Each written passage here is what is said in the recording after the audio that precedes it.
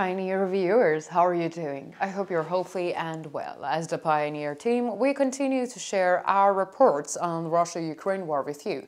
In a moment, we will share with you the latest developments on the front line with a map.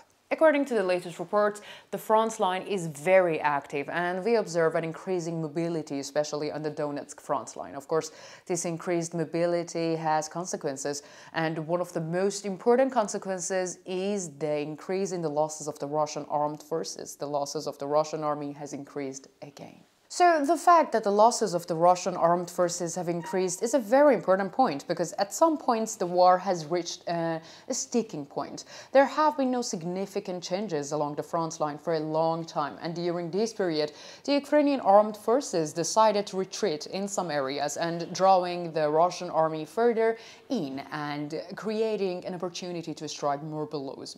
We observe that this effort has been successful. The new mobilization of the Russian armed forces makes it clear that the Ukrainian armed forces are waging an effort and the defensive war. And so, what is the latest situation on the front line? Let's take a look at the latest developments with a map. So, before starting our report, I need to make a small reminder, as always, as the Pioneer team, we continue to bring you the latest developments regarding Russia-Ukraine war, so don't forget to subscribe to our channel and turn on notifications so that you don't miss our daily map reports and reports on the agenda. You can also support me and my team by using the super thanks button below the videos. Thank you in advance for your support, and let's start if you are ready, because the Pioneer reports. So let's start with the latest developments on the Zaporizhzhia front line. As you know, the Zaporizhzhia front line is a critical line for the future of the war, because the Zaporizhzhia front line was very prominent during the counter-offensives launched by the Ukrainian armed forces. Let me recall the strategy of the Ukrainian armed forces during the counteroffensives. Ukrainian troops were aiming to reach the Sea of Azov in the two columns from the Zaporizhzhia front line. One of these columns was to stretch in the direction of the Berdyansk, and the other was in the direction of Mariupol. Therefore, during the 4 months of the counteroffensives operations of the Ukrainian armed forces, this region witnessed a lot of action. And during this time, the Ukrainian armed forces did not succeed in their strategy of reaching the Sea of Azov. However, in this process, the Ukrainian armed forces showed the world that the defense lines of the Russian armed forces can be overcome. And these operations of the Ukrainian armed forces caused heavy losses to the Russian army. According to the latest reports on the Zaporizhzhia front line, units of the Russian armed forces are trying to recapture the areas they lost during the counteroffensives. This process has been going on for some time, and the Russian armed forces have of course achieved partial successes at this point, but these successes are not of a great importance for the future of the situation in the region, because the Ukrainian armed forces still dominate most of the areas captured from the Russian army. Moreover, the Ukrainian armed forces remain capable of conducting operations in the areas under the control of the Russian armed forces. According to the latest reports, in the Robotin sector of the Zaporizhzhia front line, the fighting between the two armies is concentrated in the Robotin and the Verbov direction. One on Robotin, Verbov, 3 line units of the Russian armed forces continue to pressure the positions of the Ukrainian armed forces. In order to prevent the advances of the Russian troops, the Ukrainian armed forces are remotely mines the roads leading to their positions, and the Ukrainian armed forces have been quite successful in this regard, because the Russian advance has really slowed down, because it looks like a protracted and contentious struggle will continue. While on the other hand, long-range weapons are active in the region, the demarcation line between the two armies around Robotin has not changed yet. But there is a fierce confrontation in which both sides have not yet gained a clear advantage. As I've mentioned, it seems that the counter-fighting and stability here will continue for a long time.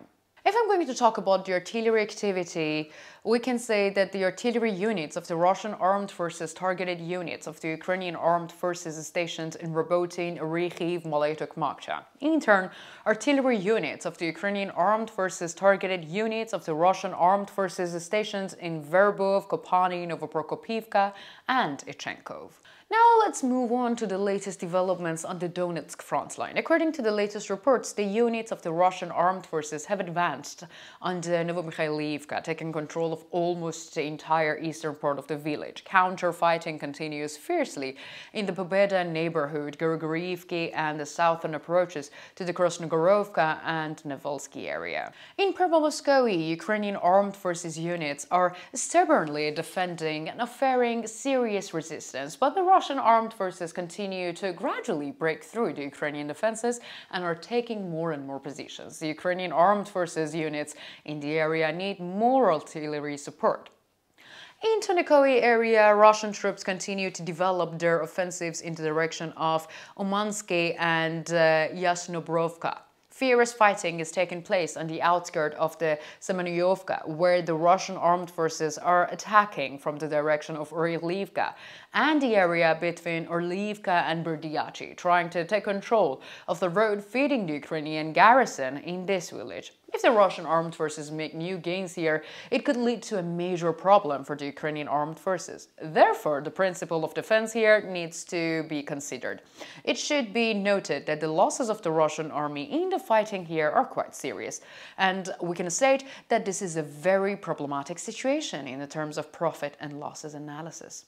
When we look at the artillery activity in the region, we observe that units of the Russian armed forces targeted Berdyachi, Semeniivka, and Omensky. In contrast, artillery units of the Ukrainian armed forces are increasingly active in Avdiivka, Donetsk, Orlivka, and Donetsk. Let me continue with the latest developments on the Bakhmut front line. According to the latest reports on the Bakhmut front line, units of the Russian armed forces are on the offensives in the Klishchiivka area and continue to develop their offensives south of Bogdanivka towards Kasov Yar and along the hills north of Ivanivsky. The Ukrainian armed forces' resistance here remains largely intact.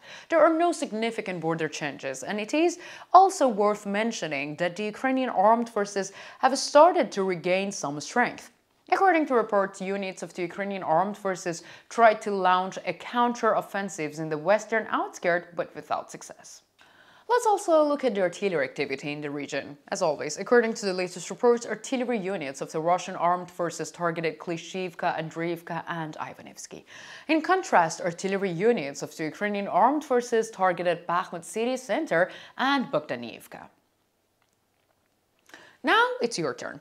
What do you think? Do you think the Ukrainian armed forces will be able to seize the initiative in Zaporizhia? How do you interpret the losses of the Russian army? And do you think the losses of the Russian armed forces will increase? Let me know in the comments, because you know that I care a lot about your comments and I respond to them personally.